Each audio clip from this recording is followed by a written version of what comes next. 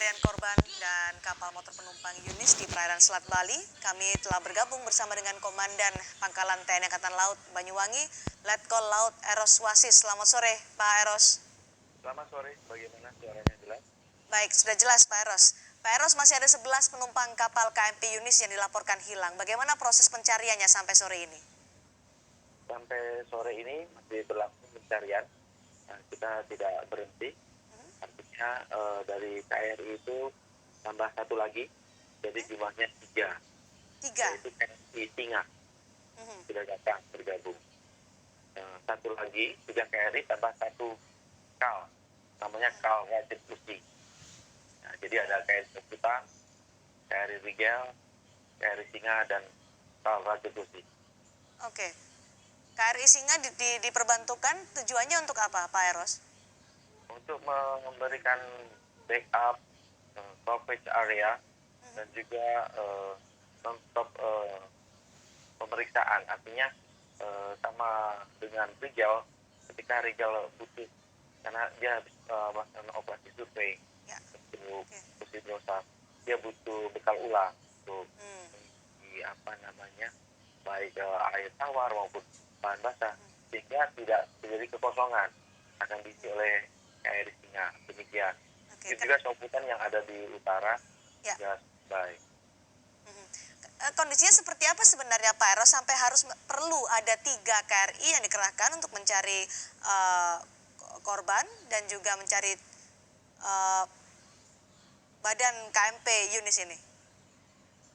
Kalau waktu kejadian itu memang kami informasi waktu kejadian pada kemarin itu malam dari kasus itu memang cuacanya berdasarkan data dari BMKG juga memang state-nya tinggi 3-4 meter. Dan saya juga mengalami waktu berangkat itu malam itu perjalanan yang dari utara menuju ke selatan. Tapi setelah di dekat-dekat jarak 400 meter itu sudah tidak tenang di dekat Gilimanuk. Nah, pada saat itu memang diperlukan KRI yang badannya cukup capable, tahan dengan cuaca, dan juga memiliki poci dan perahu karet, sehingga untuk mengevakuasi lebih efektif dan efisien. Begitu juga tim darat kita sudah siapkan dari TNI Angkatan Laut, ambulans dari Lanal Banyuwangi, yang kemarin juga 7 orang sudah di RSUD Belambangan, sudah pulang jam 21, jam 20 sampai 24.00 sudah kembali. Apa saja spesifikasi dan keunggulan dari masing-masing KRI yang diterjunkan dan juga kapal yang membantu untuk proses pencarian ini, Pak Eros sebenarnya? Sebenarnya yang kami harapkan itu adalah untuk KRI Rigel. KRI Rigel ini memiliki untuk deep sonar, mendeteksi sampai kedalaman, langsung memberikan data-data yang akurat, karena canggih untuk kapalnya, mendeteksi bangkai kapalnya di kedalaman 78 meter. Ada spot hitam yang kita gambarkan. Ada juga berapa jaraknya, koordinat yang terakhir di situ ditandai. Ya, menurut Undang-Undang 17 tentang pelayaran, barangkali mengganggu pelayaran, kali harus diangkat, tapi di kedalaman 70 meter. Memang ada beberapa yang tidak terlalu dalam, kita kan dangkalan itu berbahaya. Namun kalau dalam, kiranya memang cukup dalam ya, tidak perlu diangkat. Cuma ini kan sifat kemanusiaan itu, kebetulan kita di sini sedang melaksanakan tugas operasi yang survei, yang juga sedang melaksanakan kemarin masih patroli Nanggala itu, nah itu sekaligus terbuat reaksi cepat tentunya Inggris dari Angkatan Laut. Pak Eros, jadi ke wilayah mana saja untuk proses pencarian ini, radiusnya seberapa luas?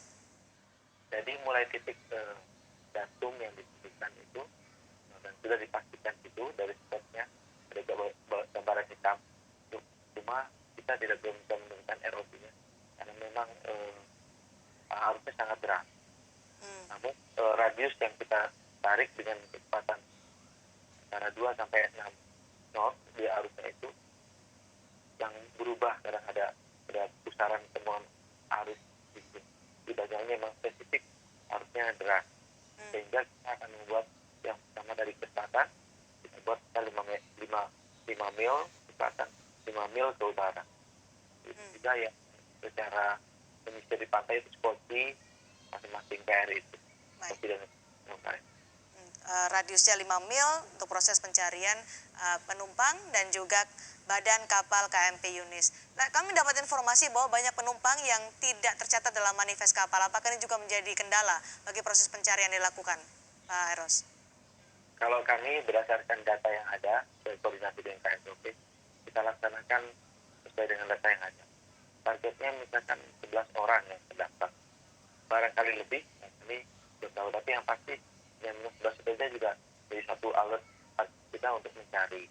Kalau misalkan lebih, ya nanti dikonfirmasi lagi kepada dari SOP. Nanti kami melaksanakan tugas apapun yang ada di laut yang ditemukan akan kita tolong cepatnya.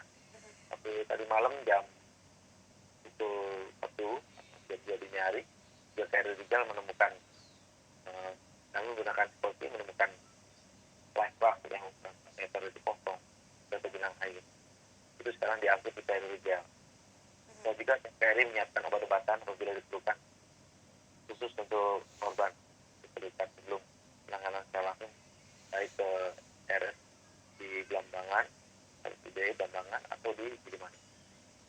Atau di Gilimanuk. Jadi sampai saat ini proses pencariannya perkembangan terkini seperti apa, Pak Eros? Apakah sudah ditemukan, bertambah lagi korban yang ditemukan, atau ada informasi terkait dengan badan bangkai kapal KMP Yunis ini?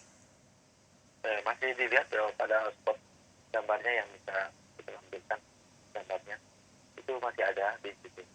Dan untuk korbannya belum ada penambahan. Belum ada penambahan yang ditemukan. Oke. Proses evakuasi seperti apa nanti, Pak Eros?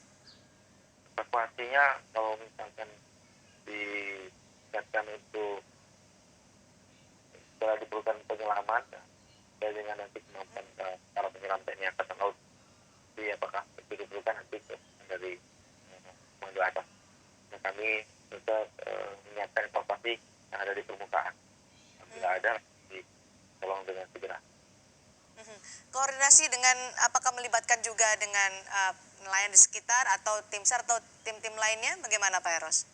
Ya, kita juga berkoordinasi dengan semua tim, dari Basarnas, dari Polairo, dengan semua instansi yang terlibat, SDP, Pemda yang semuanya, kita juga dari Pemda juga bersinergi.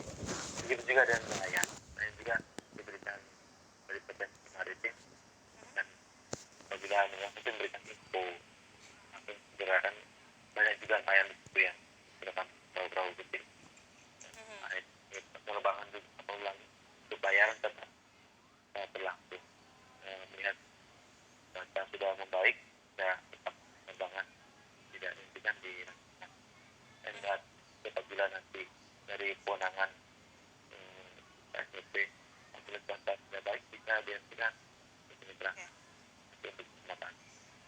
Baik, saat ini masih terus dilakukan. Terima kasih Komandan Pangkalan TNI Angkatan Laut Banyuwangi, Letkol Laut Eros Wasis telah bergabung bersama kami dan berbagi informasi di Kompas Petang.